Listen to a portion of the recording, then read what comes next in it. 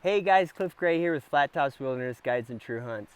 So this time of year, we're a month and a half away from most goat hunts. I start to get a couple questions about goat hunting gear, and one thing that always comes up is traction devices. All right, so I'm going to make just a short video on that. Hopefully it's helpful to you. So the first thing I'll say in terms of traction in really steep terrain, this is mostly going to apply to goat hunts, maybe some sheep hunts it'll apply to too. But on goat hunts, the best way to make yourself more comfortable, particularly if it's a backpack hunt and your pack's going to be heavy, particularly when you're going downhill, the best way for traction and safety is actually just a stiffer boot, okay? So a stiffer soled boot, more support in the ankle, that's going to make you feel a lot more comfortable on steep slopes. All right? The next thing I'll talk about is crampons. Generally, 99%, if not more, of hunting should be done without crampons. There's no need for them. And crampons, because they have points on the tip of your toe, you risk, particularly if you're not in snow or ice, you're risking injury big time if you use them, okay? So just exclude those from your options for hunts unless you're going on a very, very niche type of hunt, okay? Like a late season BC goat hunt or something like that. Just don't even think about crampons. You're not going to need them, and they're going to pose more risk than they're going to mitigate, okay?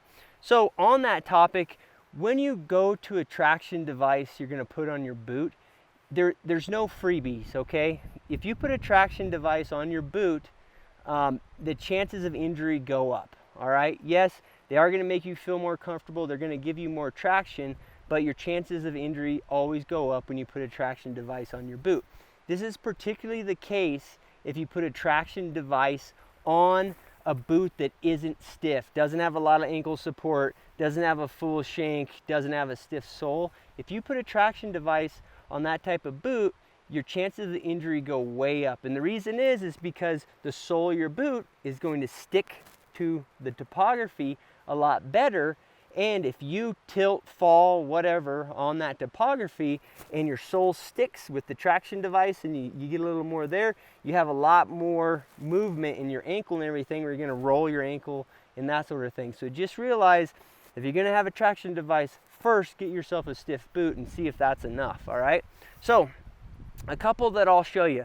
The one that is pretty common, and a lot of people actually run in these in the part of the world that I live here in Colorado at higher elevations.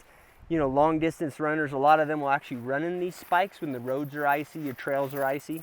And these are Kahoola Micro-Spikes, and these are a good option. They're very easy to put on. They're just a small spike, okay? So they just give you generally some more traction. The way that they go on is actually very simple, and it's actually pretty durable, okay? This is just like almost like a latex strap. I'm sure it's not latex because it's hardier than that, but it's a rubber, a high stretch rubber strap. They just pull on like that, okay? I've got a pretty girly color here. You can get them in other colors or whatever, but you can see those spikes are on there, all right? And those are going to give you a fair amount of traction, even in in scree, snow, of course, icy conditions. They're going to be better, and they're not enough that they're really going to get your foot stuck, all right? And the other thing about these is you can kind of get away with wearing them for a large portion of your hunt. You don't necessarily have to be taking them on and off. They've made these so they're used kind of in multiple conditions. If all of a sudden you're out of the scree and you're going to walk across a flat for 200 yards, you're going to be fine with these, okay? It's not going to hurt your feet. You're not going to feel it in your archway or anything like that. It's very far from a full crampon in that regard, all right? So that's one option for you. Those are going to run you like 50, 60, maybe 70 bucks. They're not a cheap option, but they're a good one. They pack up real handy here. Okay. Another option are these, and these are just you're gonna see them called ice claws. You might call it like ice traction, something like that. You can find them on Amazon or whatever. And these are a lot lighter and they're a lot cheaper and they're less bulky, okay?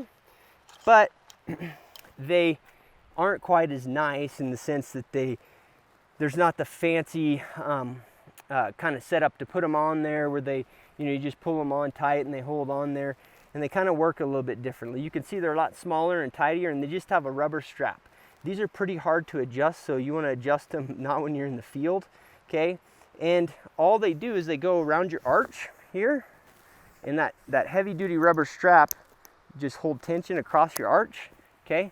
And you can see these are a lot more aggressive, but they don't have the risk of a cramp on where you've got something off your toe. They're just in your archway. These are gonna pose, they're gonna pose a little more potential for rolling your ankle or something like that, but they're a little more aggressive, so they're gonna give you more traction, okay? And these are actually only about $10. Because of the rubber strap, I would recommend that you get 2 of them if you're gonna go this route, okay? 2 sets of them, because these, particularly if they get a lot of UV light, they will break. I've had them break. But so the pluses, a little more aggressive, particularly on ice or something. These are pretty darn nice. The downsides are, one, the durability of the strapping I showed you. And then, of course, the other thing is the aggressiveness poses a little more injury potential. But they're handy on and off. They're easy to take on and off. They're not something you're gonna wanna use on a flat, okay? And that's because they're more aggressive, all right? And they'll hold a fair amount of traction, and that's a good option for you, all right? So guys, I hope that that helps you a little bit. Those are 2 options for you. And then of course, the non-mechanical option, or non-additional mechanical option, is just a nice stiff boot, okay? But those are a couple options for you. Go out and try them before your hunt and see what works for you. Good luck out there, guys.